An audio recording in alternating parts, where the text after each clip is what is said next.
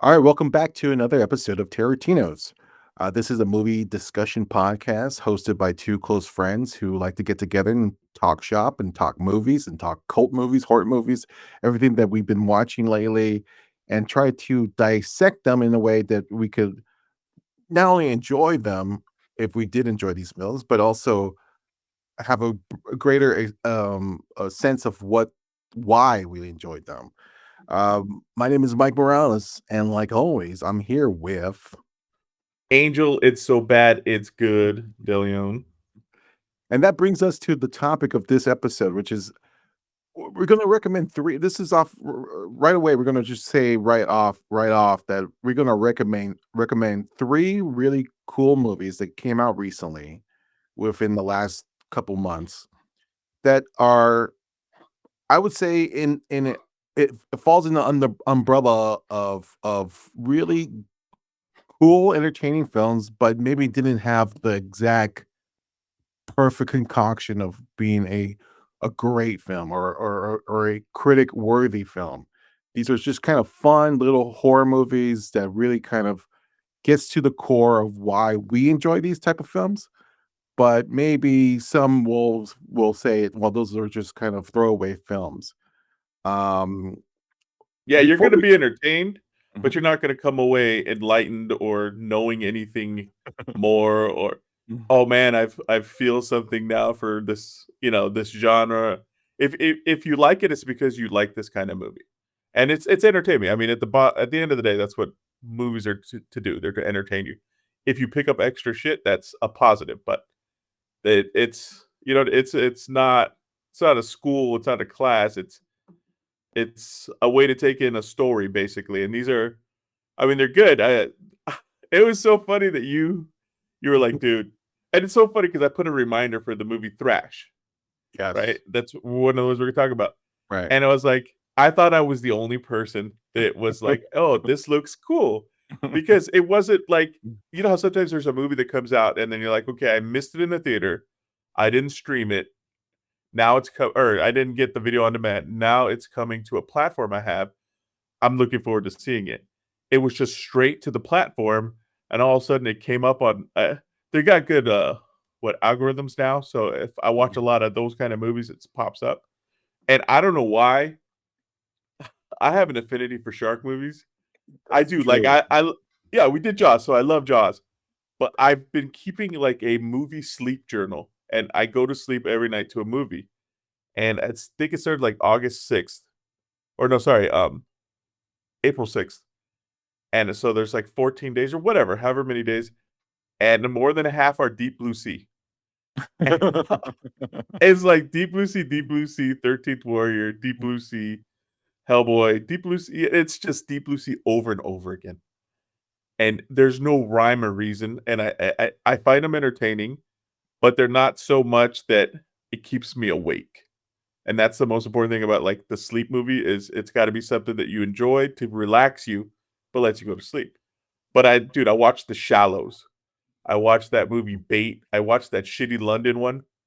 That was horrible, where London floods. And there was an old ass one where it's an Australian one and they get trapped in a grocery store after like a tsunami. I've seen almost every fucking shark movie there is. And I hate the Sharknadoes. I watched the first one and those were just too ridiculous. But every other one I've seen. There's the one with oh, Alicia Silverstone or something, and she gets trapped like she's like boating or something. Dude, all the scenarios are just shitty ways to get people in the water with barely any way to fight off or stay away from the shark. And I'm into all of them. I watch all of them, and they're all the same movie basically, but I don't know what it is. So I was so like excited for this one. You know what I mean? Like I don't. That's why it was weird that you were like, "Oh man, I just checked out this movie Thrash," but and I'm like, "Fuck, really? Seriously? Like this is the Well, sickness other people have?" well, I'm not a big shark guy. I do like Jaws, and I know Jaws has been kind of the flagship or the kind of the paramount of what you will compare to all shark movies. Yeah. Thrash is, I think the reason why I wanted to see it, on first day came out on Netflix was It reminded me of Crawl, which is an alligator horror movie, which was a fantastic film. I thought, oh, it's the same kind of premise. I had a great time with Crawl. I probably will most likely have a good time with this movie, and then I was It's surprised that fucking I actually said, identical, dude. It's yeah, it's fucking identical. yeah, it's the same thing. Just Yeah. replace the It alligator or the crocodile with sharks, and yeah. it's the same And I kind of love Crawl. I yeah. loved it, dude. It was so stupidly great. It's just falls under the same umbrella though, right? And Yeah. they made one an introvert and then one like a athlete. Like, okay, now we got people out swimming crocodiles. You know what I mean? Like, fuck, dude, really? But it's just it's the fuel to keep it from being ridiculously believable and ridiculously unbelievable. And at the end of the day, it's unbelievable. But yeah, but Crawl was Well, great, dude.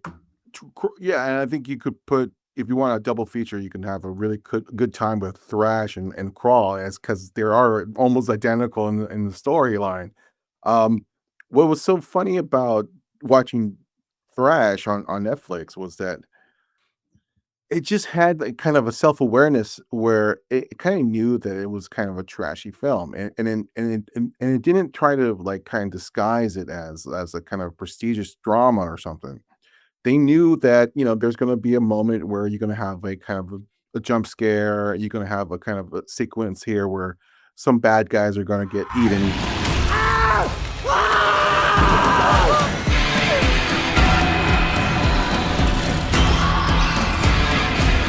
There's no people, no car.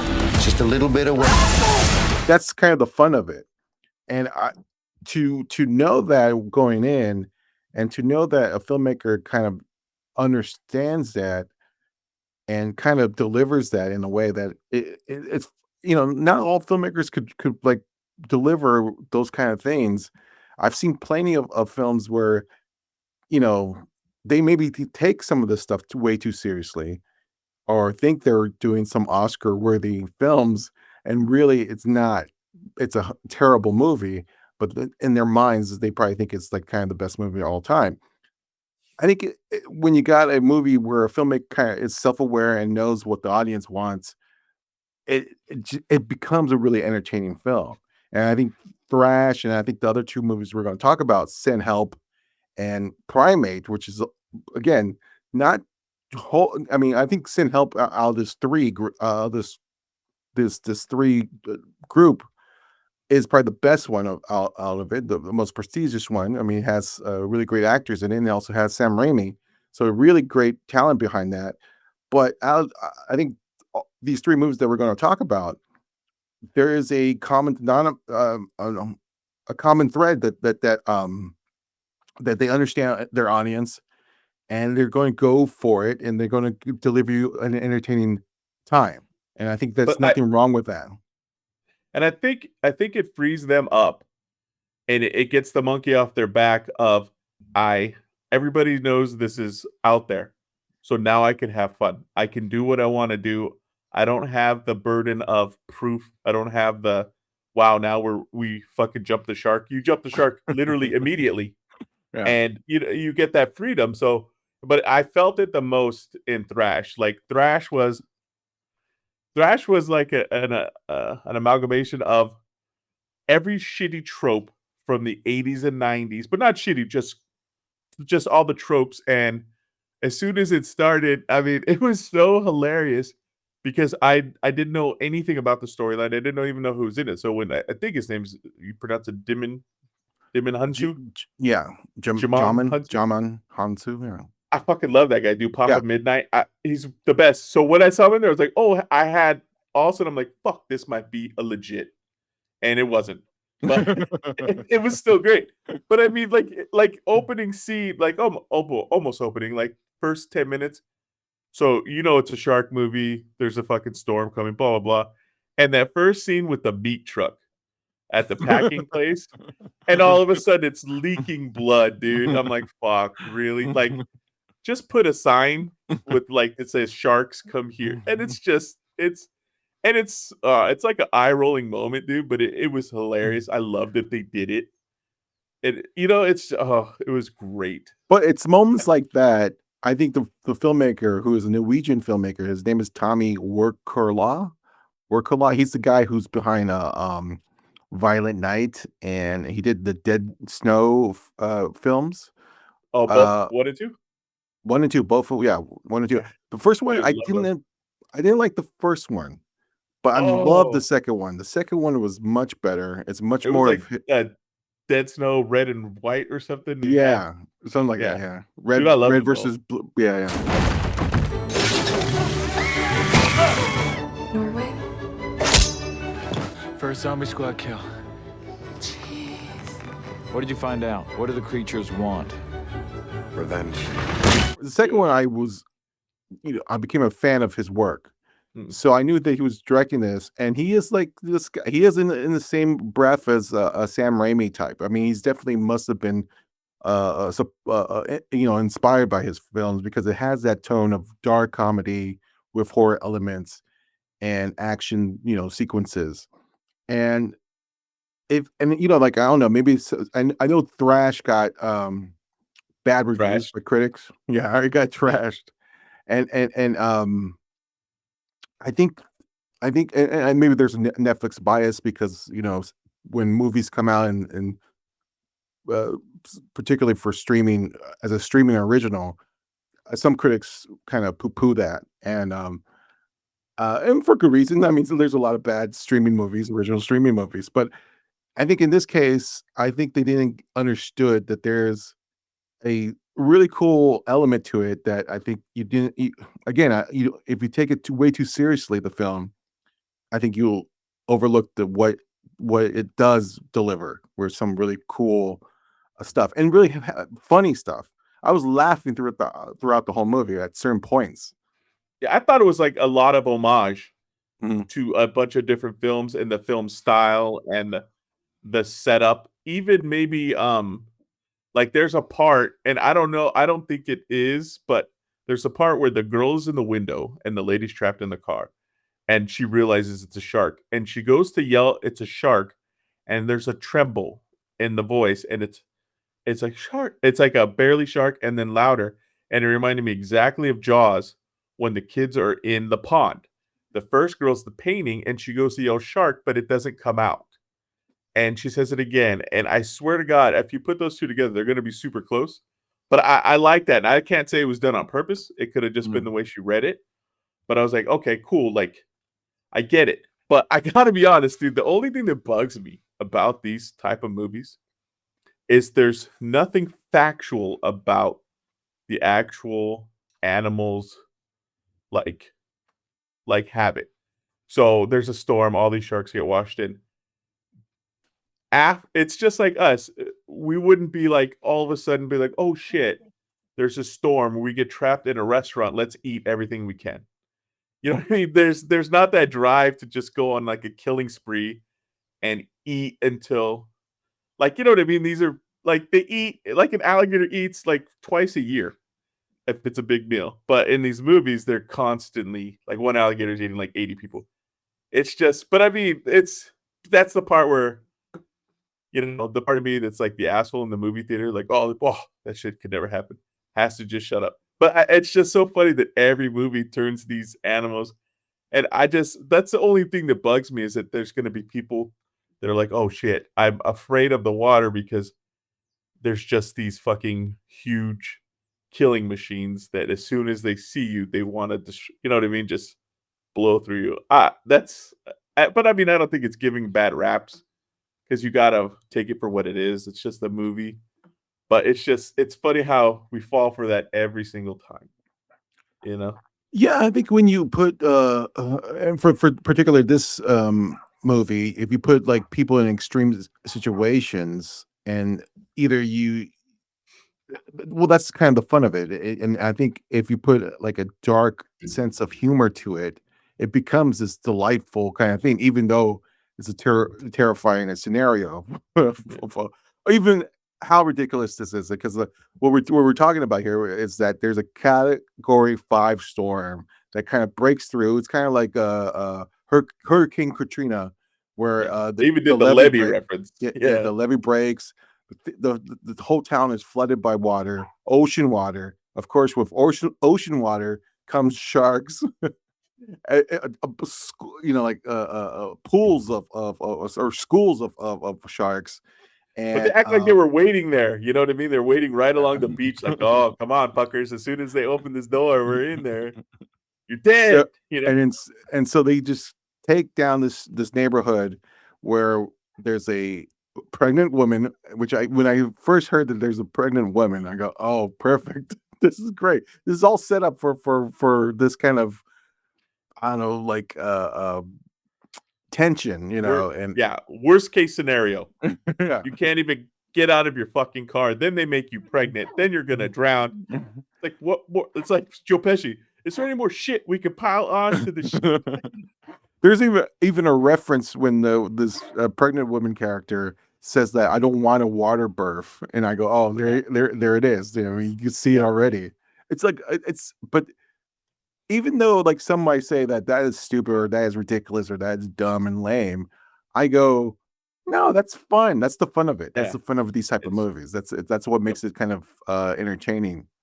But the weirdest thing I thought though was I thought they were drawing out all these characters and they were gonna mesh them all.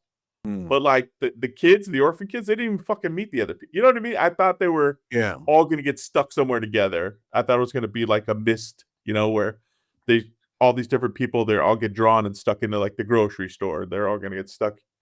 They're all gonna overlap. The stories are gonna overlap, but it was kind of cool because I mean it was basically a big story and then it's like a sub story with the Yeah. kids, but they had their own little kind of like their own little side story, and then the chick. But it was funny because they do that where they try to give the quickest background story, like the girl and her mom being dead, and Jimin Hudsu is the uncle, Mhm. because they can't dwell on that shit too much. So Yeah. they did the whole mom thing with a 10-second videotape of her watching an old video when her mom was alive and stuff.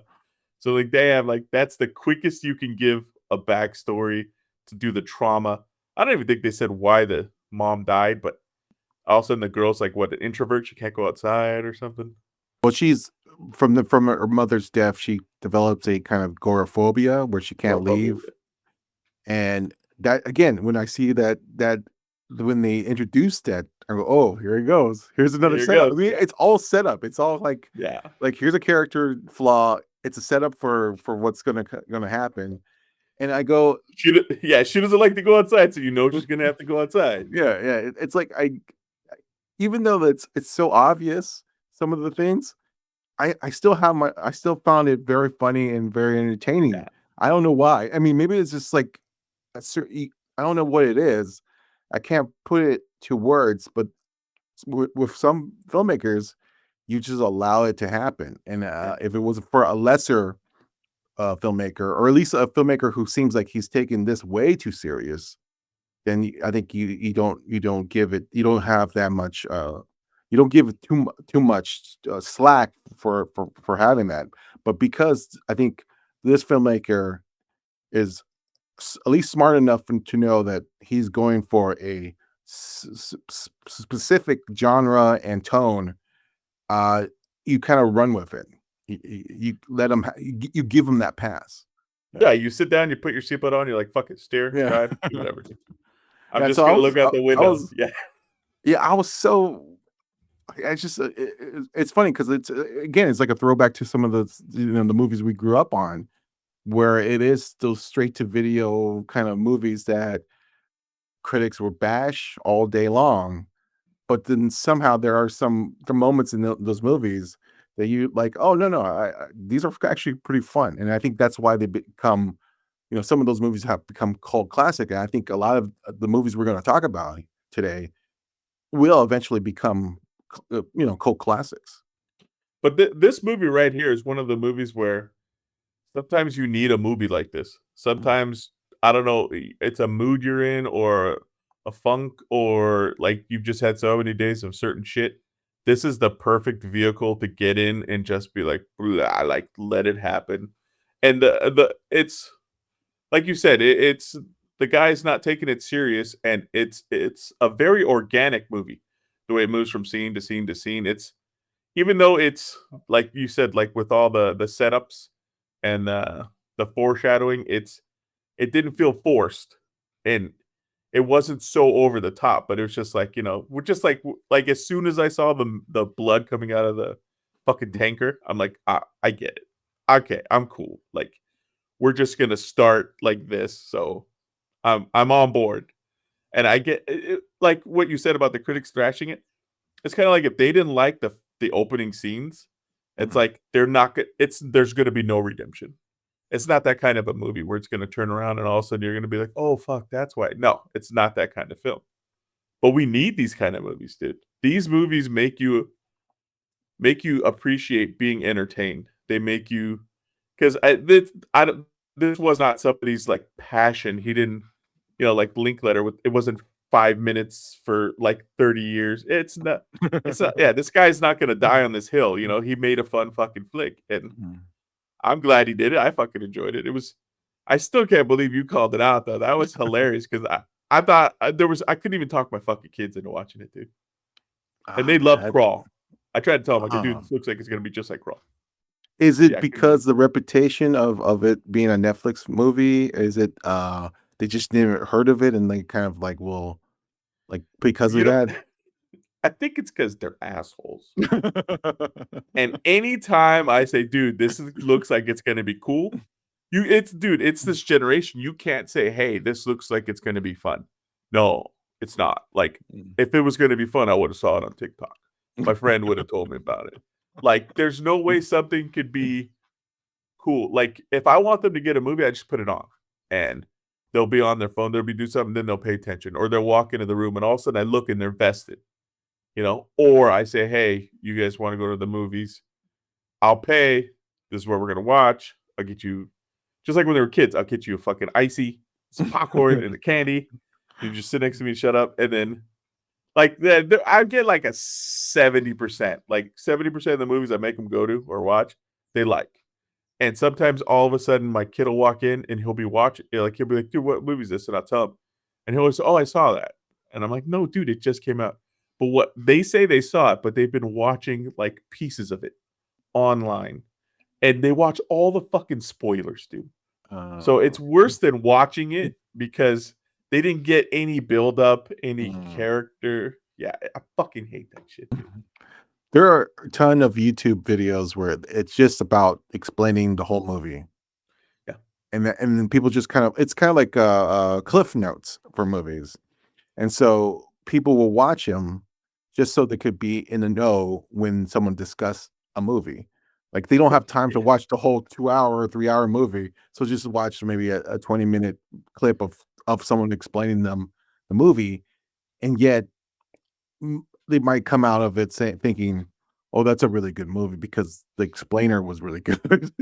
It's such a weird way to think about film and how people are taking this stuff in. And maybe people don't have the patience to even like stand. I mean, Thrash is only like a 90-minute movie at the most. I mean, I think it's like maybe an hour and 20 minutes with credits. There's no fat on this movie. It's all lean, and I guess maybe that's even for that type of movie. It's too much for some to even bother. Yeah, it'd be like watching it in fast forward just so that you could say you saw it, but you don't get anything out of it. I don't get that when he does that shit, dude. Because he'll say it all the time. Oh yeah, I saw it. I'm like, what do you think about this part? He goes, oh, I didn't see that part. I go, so you didn't watch the movie, or they watch reaction. So they're watching the people reaction's that are another actually one. watching. Yeah, that's another one. So That's why don't another you just way. have the reaction? Why do you have to watch someone react to it, dude? It's weird, man. But let me explain to me what's the joy of shark movies. What's the appealing thing? Is it about the idea of a creature as man versus beast? Is that's what's the thing that gets to you when you watch these shark movies? The shark thing, dude, I'm fucking petrified of the ocean. I like swimming, but I don't like when I cannot see below me. I don't give a shit if it's an inch. Like if I'm like on the beach in the water, I don't go now. But like when I was younger, as I walk out, as long as I could touch the floor, I'm the king. But as soon as that first wave picks you up like an inch, I'm fucking petrified. I don't know if it's a mile or an inch, dude. If I can't feel the floor, I'm freaking the fuck out. Oh wow. And if you can't see, like, we went to the Caribbean for my honeymoon. And I'm Mhm. like, oh, this is awesome because you can see. Oh yeah, yeah. Fucking worse. 100 times worse, dude. Because before I didn't know, but now when I went there and I put my head underwater, I'm like, dude, I can see for a mile. I go, great. Now I can see it coming from a fucking mile away.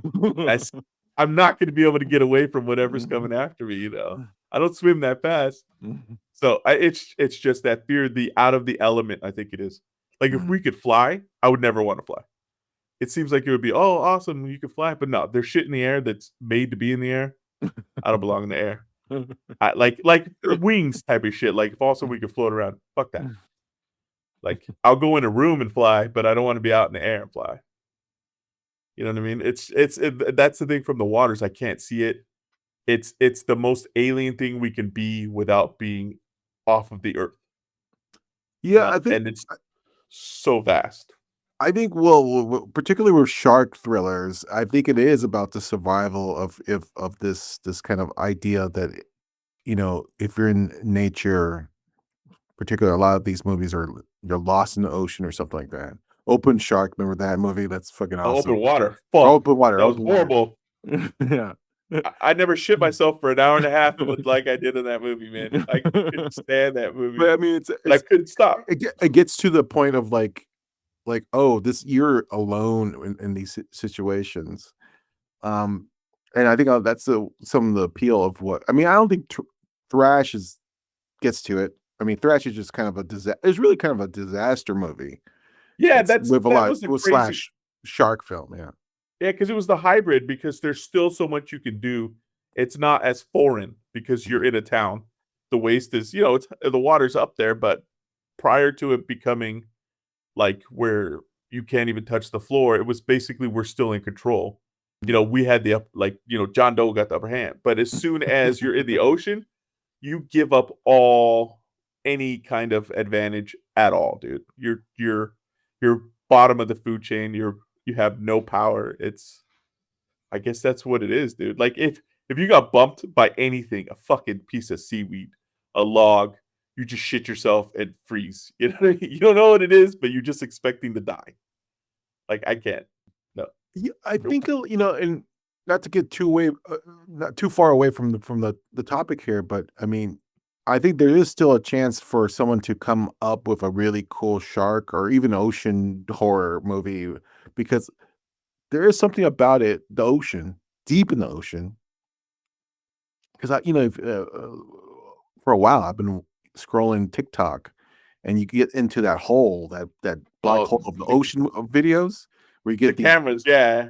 where you get these videos on the ship itself, and you see these big ass waves, and you're like, "Fuck, that's like kind of a like a a being." It's like the ocean. It becomes a creature itself. The big ass waves coming in, and you're kind of just riding it on the top of it.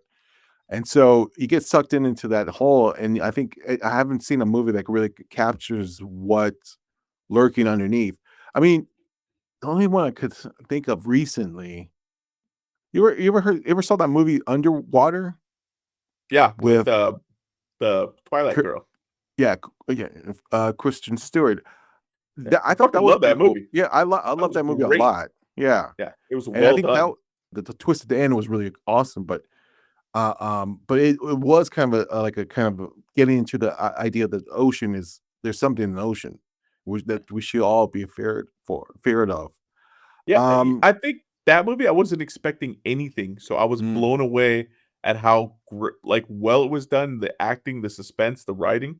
I was like, "Holy shit, people are sleeping on this flick," and it was pretty yeah, good. yeah, we should maybe go back and revisit it for an episode, but because I really enjoyed that movie, and a lot of people, yeah, like we were saying, I think it came out right before the pandemic, and it got lost, and people complained that it's an aliens ripoff kind of, or because like Abyss, yeah. it's Abyss, yeah, because it's a claustrophobic horror thriller.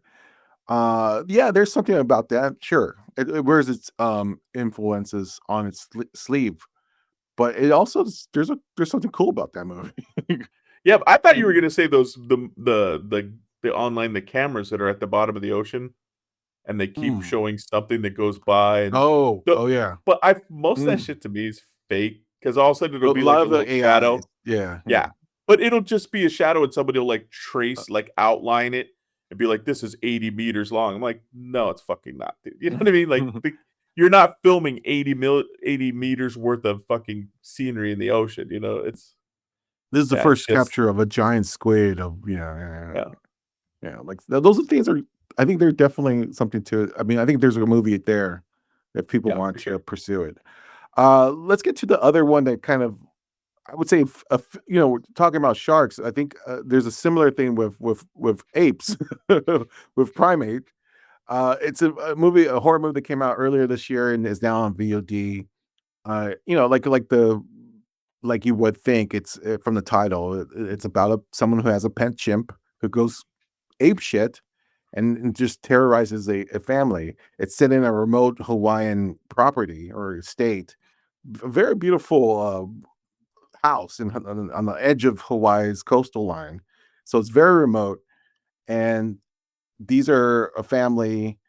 Friends are coming over for the weekend. The pet chimp goes crazy, turns on its owners, and you kind of are stuck in for the whole weekend, or at least for the night in this house of horrors. Very similar to like the shark movies. Replace the shark with an ape, and again you're dealing with man versus beast.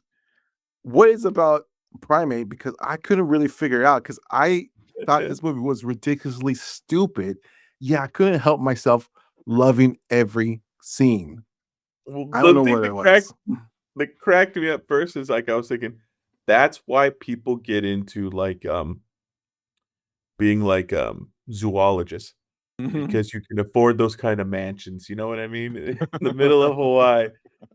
Dude, there's no way that guy afforded it. No, But dude, I would. yeah, it's all It's phony. ridiculous. Yeah, it's ridiculous. And it's George Clooney's house. It's not a fucking, biologist Yeah. guy. But dude, I think your affinity for it's fucking Cujo with a Ah, chimp. yeah. It's Yes. 100% like this shouldn't.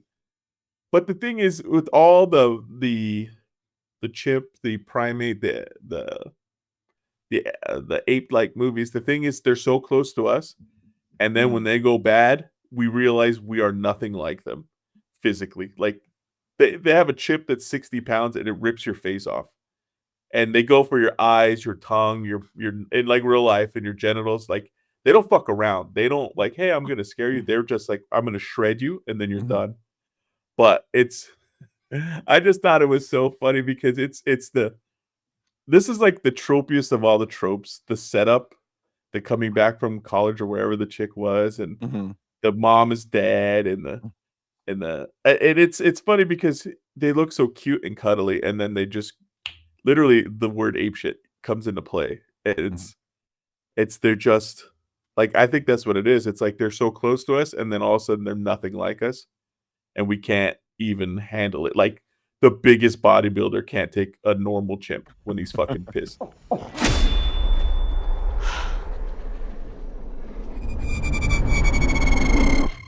Ben? There's something wrong with Ben. Lucy. It's okay. Ben can't swim! And they're cute and it's your friend, and then this movie does that. You're supposed to feel like they're part of the family, and they even say, "Oh, he's like part of the family." But I love it. They bring in the what is it, the daughter, and then she brings a friend, and then they bring a third friend that nobody even really, the main character chick doesn't like. And then there's the boy neighbor. It's like, fuck, how can you get any more? It's like they are building a team to kill off. It's fucking hilarious, dude.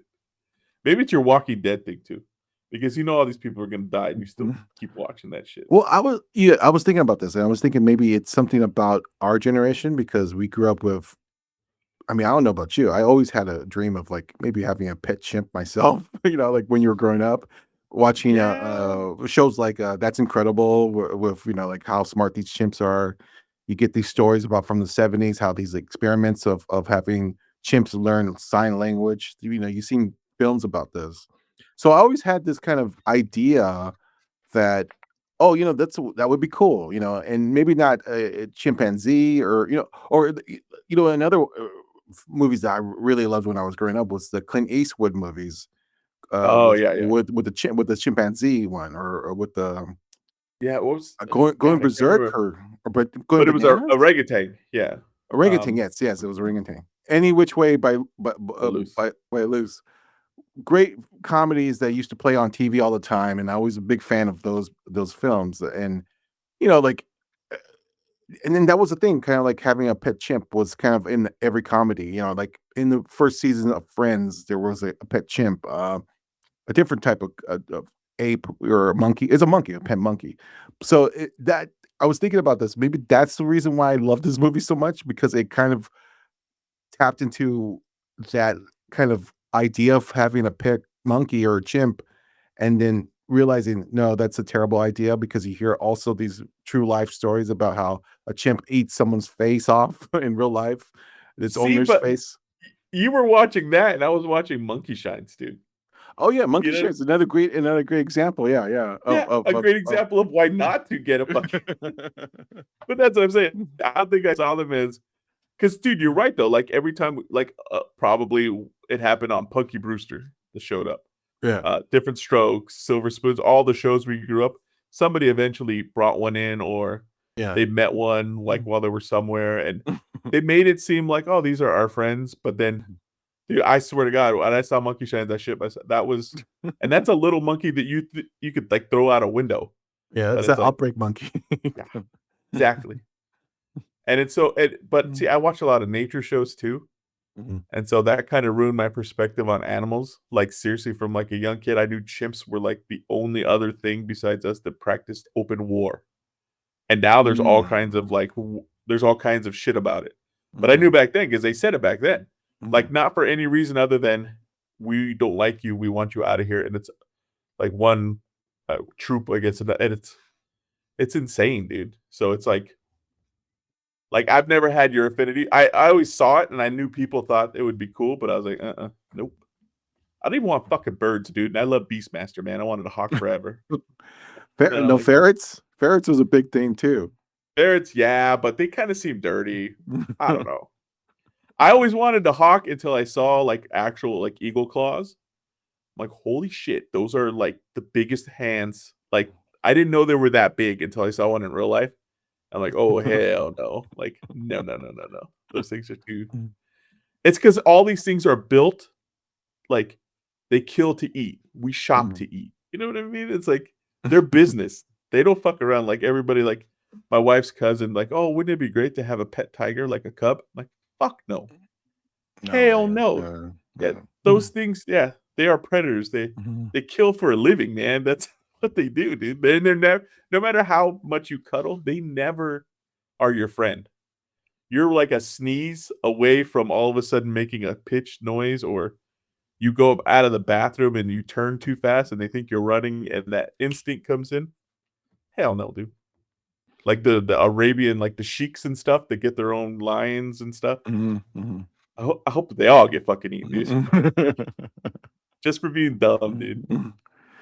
Yeah, that's the well. That was the setup for Primate. That these a pet chimp it's no pet. It's not. It's going to be no matter how much you want to raise it as one of your family members. It's never going to come out as you want. And but the other side of this movie is that it's so ridiculously dumb in the sense that they jump in the pool and they're stuck in the pool and Well, that's the whole the whole chimps can't swim, and it's true. They're like but the reason is because they're too buff, dude. They're not buoyant. But it's yeah. like it, yeah. But I mean, the almost like a big majority is them in the pool Yeah. for at least. I mean, and I will even and consciously I know that this is the stupidest thing ever. But I can't stare away. I mean, I'm zoned in, and I have to fucking watch it. I have to But yeah, realize what's going to happen next. but it's like let's Mm, get in the pool because they can't get in the pool. But it's like what are we going to swim forever, tread water for days, until it's never going to be like, oh, you're in the pool, I'm out, like I'm going to go up the street and see what else I can get into. But And I it- do like that beginning scene with the explanation of rabies Mm. against the actual, it's the fear of the water thing, because I don't know how true that is, but I like that they gave it a little more than it's just, hey, it's fucking rabies. Yeah, that was also an interesting thing that they did, because they did a flash forward as The intro. an intro, because I thought that was like something that happened in his, when I was watching, I go, oh, this must happen in his, when he was a little ape, a little chimp. But no, it was kind of like a flash Yeah, I think they forward said of what's 3 going to happen. days earlier, yeah. Yeah. I'm like, so, and I go, that's doesn't even make sense too, but somehow it works as well, because it gives you a little jolt in the beginning of the film. Yeah. Uh, um, yeah, it's like I want to like, maybe one of these days might have to dissect the whole movie, because it's just such a weird film that it shouldn't have worked, but it worked for so well for me. But I think it was, because remember we're talking about the difference between that and Thrash. I think because it was produced so much better, Mhm. like money-wise, scene-wise, shot-wise. I think that's why it might have been a little, like a little better received in general by critics and Yes. everybody. Yes. And the tropes, maybe because it didn't jump around as much. And I get what you're saying, but like the pool scene, I love the pool scene because they did the sleight of hand. Everybody's looking over here, and all of a sudden that one chick gets yanked up because the fucking chip climbed over the wires, right? It just reached down and like, You see that the hand come down. yes, it was fucking beautiful, dude. It was beautiful. And even then, they're like, "Fuck it, let's go to the cliffside." And who the hell builds a pool? Right? Whatever. Yeah. And it's like, oh, we forgot. Fucking chips can climb. You know what I mean? It's like, fuck, dude. That's what they do. It's And great. also even the setup of having the parent, the father being deaf, Be and deaf. he's played by the Oscar-winning deaf actor who's from Coda, Yeah. Troy Kotsur. I thought it was Gerard Depardieu when I first fucking saw him, dude. 'Cause I haven't seen him in a while, but it looks like him, right? He has a French-looking face, but no, he's a real deaf actor who won the Oscar for Coda. Coda was great. Coda was a fantastic movie. Uh, um, uh, but yeah, I mean, even having his appearance and then that also becomes a setup for a sequence with no sound, which I thought was also played very well too. I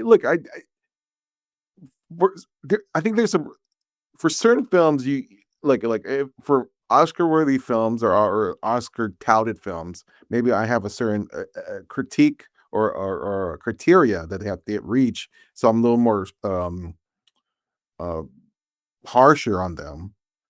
But when it comes to like these silly horror films and for some reason I let it play. I give them a little more space to play in. No, And I but don't it know. makes sense, dude. You're not checking boxes.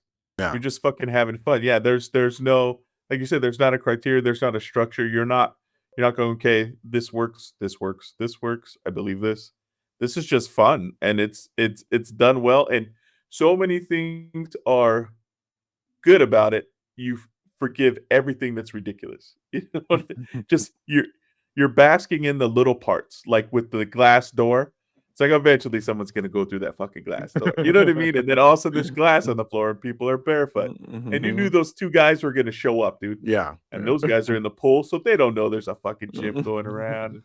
But dude, when we were talking about that opening scene, I don't think this film gets enough credit for the effects. Because that opening scene when the dude gets his face, Yeah. that was Ripped great, off. dude. Yeah. That was good. Like we had meat tissue eyeball. Like it wasn't just a flash and some like gunk. It Yeah. was kind of slow, dude. Like you saw it coming off, which is weird because that would have been very Raimi, you know? Yeah. It was cool, dude. Oh, well, speaking of, let's jump into like Sin Help, which is Sam Raimi's latest film, and it's his return to his kind of dark comedic horror roots. For the last couple, or at least he did a MCU movie. He's been out. He hasn't directed that much, but he has produced a lot of horror films. But this is kind of his first dip it back into the pool of I wouldn't say this is straight out horror, but it's definitely a darkly there's definitely horror elements, but it's definitely a dark thriller, but with a twisted sense of humor to it, which is right up his alley. This is what he does best, and it's to me it seems like a return to form. Also, you got two great actors, Rachel McAdams, who I've always loved. I think she's a fantastic actress. I think we have slept on her. She has given a number of great performances. I don't know why she's not a bigger star than she is. And you got Dylan O'Brien, who's also a really solid actor, who is probably mostly known for the Maze Runner franchise, but he's actually, and especially in this movie, Sports. and what other movie? Teen Wolf. All right, First started doing that MTV. MTV, Dude, and like 7 seasons, bro. We were hooked, me and the kids, dude. And it was so funny because I even told him with like season 2, I'm like, dude, everybody's doing a MTV TV show except for that kid. Like he plays the Styles character, and I'm like, he is acting. Everybody else is reading lines and doing shitty things. Interesting. And he's the only one. But dude, and then he did Love and Monsters. Yes, I love that movie. Yeah, I was there. Dude, he is quality. He's fucking good. He's good. Really good. He's good. And especially with this movie, because he's now playing an older character. He's not the teen wolf or the characters from the teens. He is now a full-on adult. And I think with this movie, he really proved that not only he could stand a toe-to-toe with Rachel McAdams, but he's he's just a really good talent.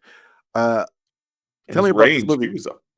Tell me about this movie, because you texted me right after I think you finished the film, so you gotta watch this. Dude, I wanted to watch it in the theater, and it had a good 3 or 4 week run, but I just couldn't get the timing. I fucking knew it. As soon as I saw him and Raimi, I like Adams, but as soon as I saw those two, I'm like, I'm fucking in.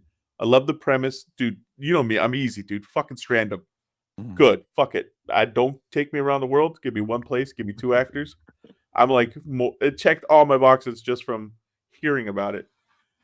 And dude, my daughter, she's a Dylan O'Brien fan, so we watched it together, and she doesn't know anything about Sam Raimi.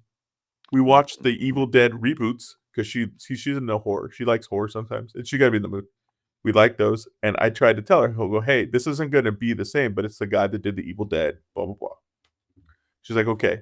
So we watched it, and we had as much fun laughing as we did being kind of appalled. You know what I mean? Like, oh shit.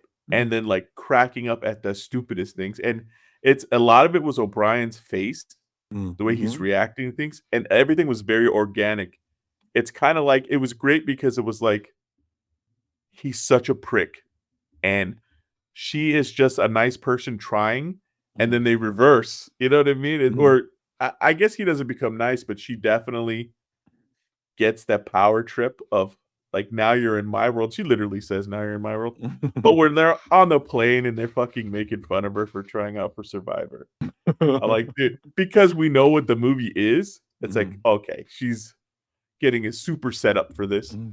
But he's such a prick, and then totally screwing her over. And even though the dad's right-hand man is like, oh, we really need her, just based on purely he doesn't like her.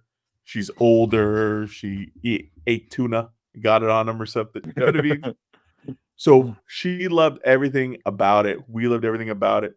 And when it was over, it's got a little Sam Raimi like "fuck you" at the end. So I was like, oh, and I looked there. I go, that's what he does. That's and she loves Tom Holland. She loves Spider-Man. She cannot stand the original Spider-Man. She hates Toby. She hates the first 3 movies, the original. And I'm like, you're so stupid. Those movies are so good. But she doesn't like, and I tried to get my son to watch Bubba Hotep. You know, there's things that she isn't. Okay.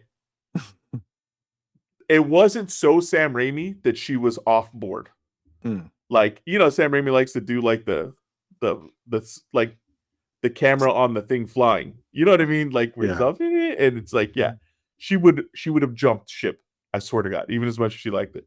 So he stayed within it enough to keep the like, I guess, the general public audience in, and she really loved it, and she loved it was just borderline ridiculous enough. Like when the girl hunts and she comes back and she's like, "You ever hunt before?" And she got the blood all over her face. I think I like it. Like all those things where she was like, yeah, like she had a really good time the whole movie. That's the best thing, dude. And it was really well. I don't know if he wrote it, but the storyline, the back and forth, and the the kind of like not fucking each other over, but neither one wanted to give. I think it was done really well, dude. Super well. Yeah, well, it kind of reminds me of him going back to Drag Me to Hell, that movie that he did Oh yeah. like 20 years ago. I would suggest maybe show that to your daughter. Maybe she'll enjoy that too. Dude, that's always on Tubi, and I know I tried to get her to watch it. Dude, I watch it maybe once a month. That's a quality movie, dude. And Yeah. people sleep on that one too. Yeah. Yeah. It's so Uh, good. yeah, I mean, when I was watching Sin Help, obviously I'm a big Sam Raimi fan.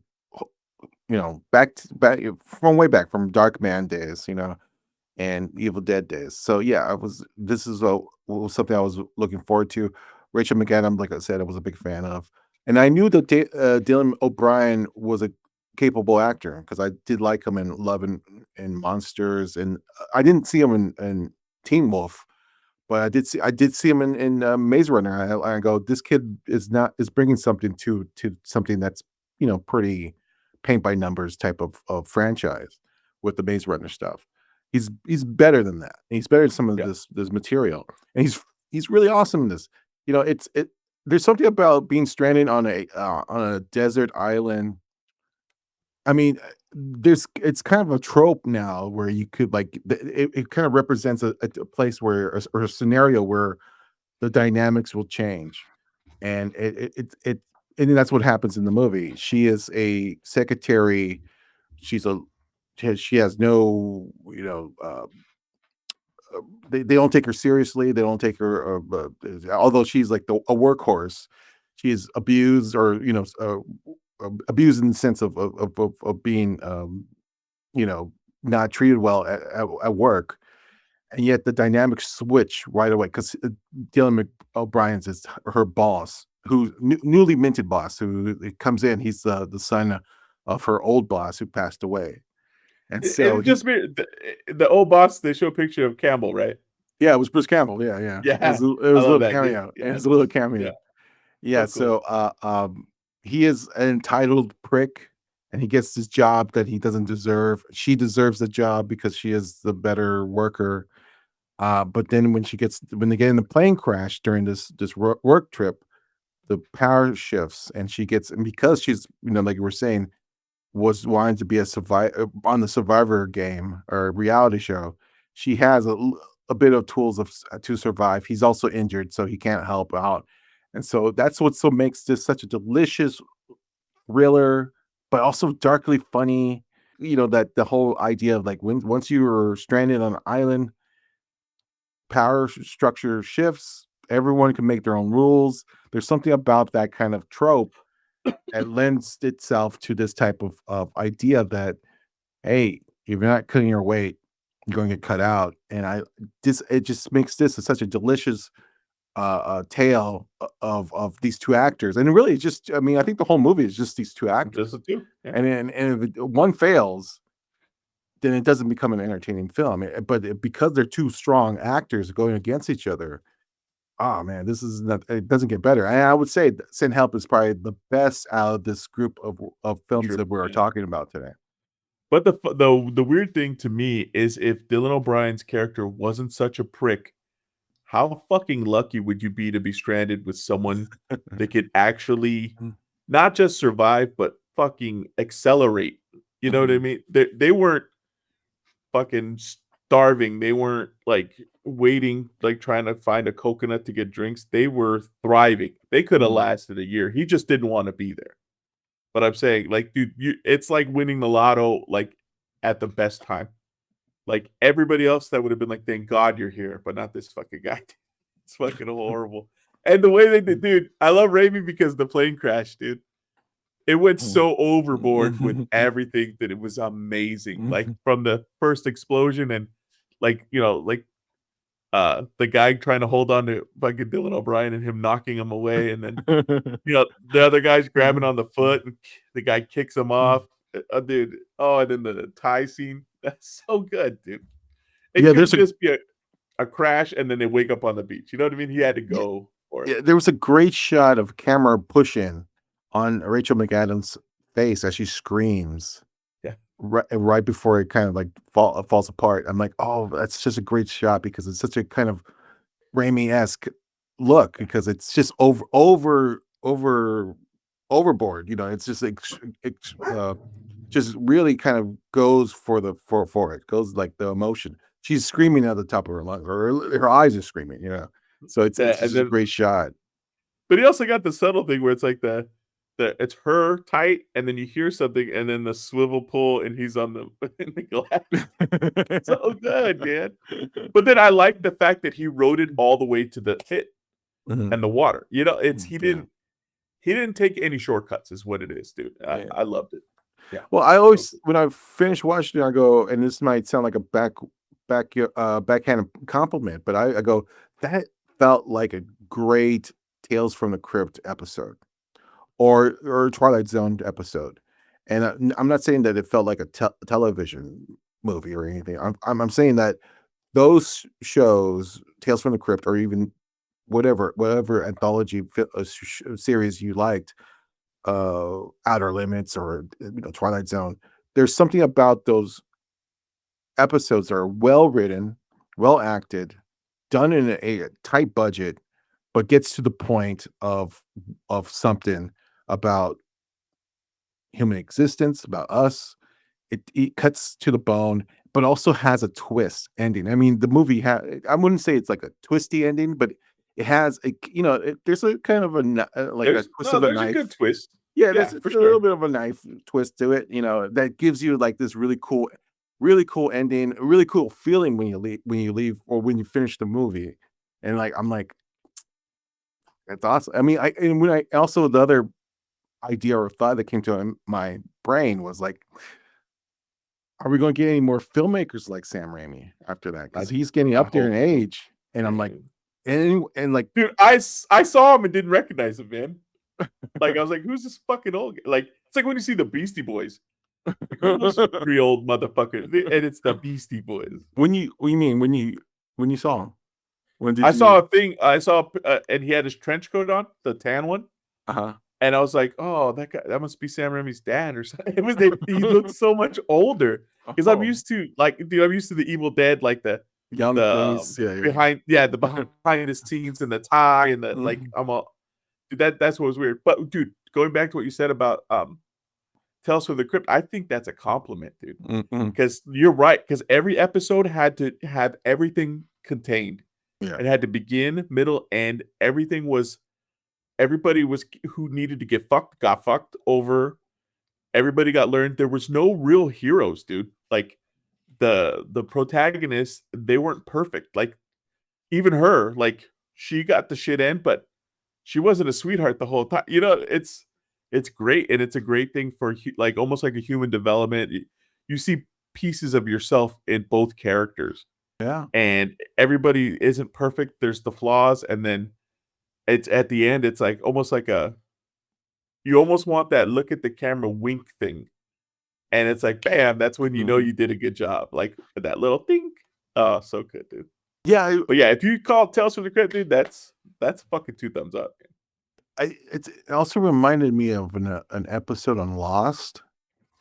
Remember, I mean, in the sense that it's, there was one episode where they kind of went with the Tales from the Crypt element or aesthetic fail.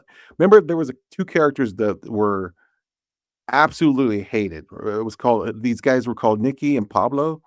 They were like the con people. They were like a couple who were con artists, and they shit, yes. and people hated hated them. Everyone dude, hated Lost is a far fucking fool for this one, dude. Okay. No, but people hated these characters. So I know the producers must have said, "Well, we got to get rid of them somehow because everyone's just shitting on them." And they came up with a really cool episode of how they die or how they got rid of them. And what ended up happening, it was like they're in the they're in the island, and they get a spider bite that gets them. I think they were looking for loot, or they were going to steal from the group or whatever. I forgot the setup, but they got a spider bite. They got paralyzed. It was one of those paralyzed bite spiders, but everyone thought they were dead, so they buried them alive. Like, yeah. And in the very last moment of the scene or the episode, Nikki's eyes open up as Sawyer throws the last batch The of last dirt on her, and I go, "That's a great twist ending," and that kind of reminds me. And look, it's not that twisty in this movie, but it has that same kind of feeling. Like, yes, that's a cool way to go. You wish. I mean, look, that episode was like a lot different than other episodes on Lost, but you wish like more movies got that sense of dark humor to it and Yeah. twisty attitude. That's why I was like, man, is anyone going to be able to pick up Sam Raimi's mantle, or anyone's going to try to kind of approach these type of films, where it doesn't have to be a perfect ending. You just kind of have that feeling, that kind of like twisty ending that leaves you like, oh, well, it takes a little jab at you. And I don't know. I don't know if there's any filmmakers out there that can have that same kind of delivery. Yeah, see, like, for some reason, when you were explaining all that, the thing that shot into my head was Green Mile. Mm. The young guard that's, his aunt is the whatever, the governor, and he gets that thing blown into him by John Coffey, so he gets kind of crazy. Then he shoots Wild Bill, but then they end up with him going to an insane asylum.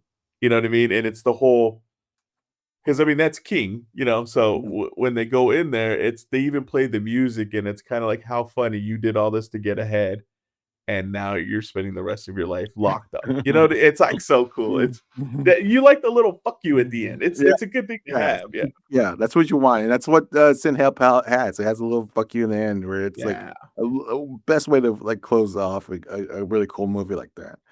yeah. Yeah, yeah. I So don't know though, dude.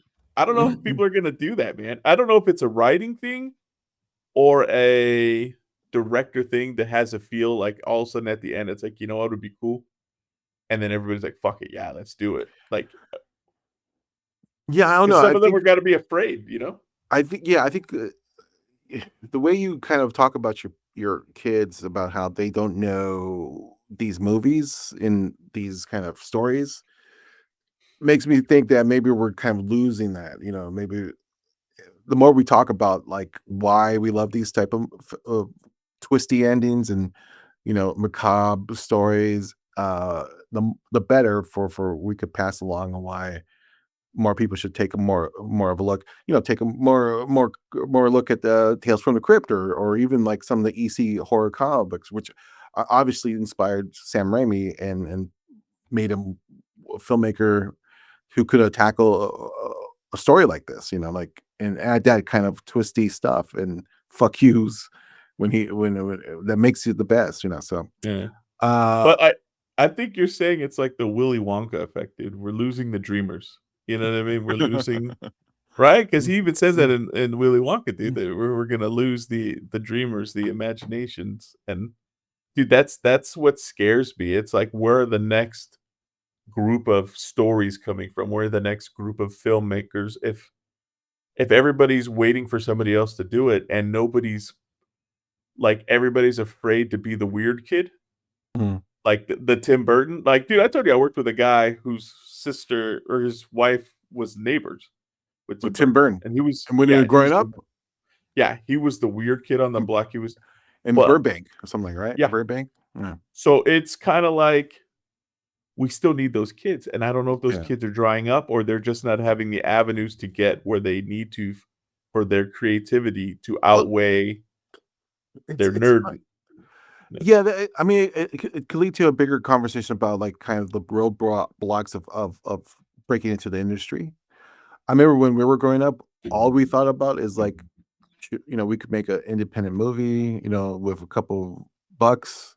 That was our dream. We did do a short film together on a VHS high 8 camera, and I still look at those times like some of the funnest times we did. Oh yeah. This was just just to hang out and record this little short movie that no one saw. But I think even that concept is kind of foreign to people or for the new generation. Like I don't know what their passion is. Maybe it's just about staying online. Maybe it's about creating content Uh, online. Maybe It's about likes, dude, and clicks and yeah. fucking. But it's nothing's creative. They go somewhere and do something stupid to get noticed. It's the creativity's gone. It's dude, it's weird. That's why like I'll see something and it's fucking hilarious, and I'm like, I show everybody because it's like, dude, at least this was innovative. Mhm. It's a thought process. It's not I saw someone do something, so 90,000 people are gonna copy it to kind of claim that it was theirs. Because I don't know if you do. I do TikTok when I want to veg out, and I'll see it, and it's the same fucking video. Somebody else did it, and it's like Yeah. there's thousands of the same thing, and it's like, oh my god, Yeah, it's a trend. that's There's a trend. ridiculous. Something hits, and there's a trend, and people just kind of repeat the same kind of trend to get more hits and likes. Yeah, that's why. It's horrible. That's why we're not getting any views because we don't follow any any trends. We don't get any likes at all. We're too original, dude. I tell you my thing, right? I hope that we're the Wild Stallions, man. Like in a 50 years, someone finds one, and then all of a sudden they're like, "Holy shit, we slept on these guys. They're hilarious."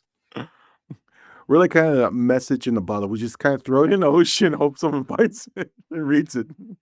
Oh, great! Now we're in the ocean. I'm fucking scared of the ocean, dude. You know that, man. So let's end with that with those recommendations. Like I was saying, that here's our three films that you could watch back to back, and I think you'll have a good time if you could allow yourself not to be too serious about the project or about the process of the film, but also allow yourself to have just enjoy and check your brain at the door, as they say. So yeah, send help. Thrash, which is now on Netflix, and Primate. All these movies are available on VOD, and yeah, we highly recommend. Yeah, we're not recommending like, oh, I want to be moved. No, these are good times watching TV or a movie. All Because there's right, gonna be the people that go, oh, you guys told us to watch this. No, we're not telling you to watch it. We're saying they're good movies.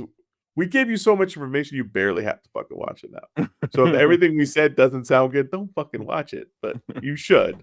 if you're like us, you'll enjoy it. All right, thank you everybody for listening and watching. We'll be back soon with a new episode. Thank you for checking out Terrortinos. Bye bye, everyone. Later, guys.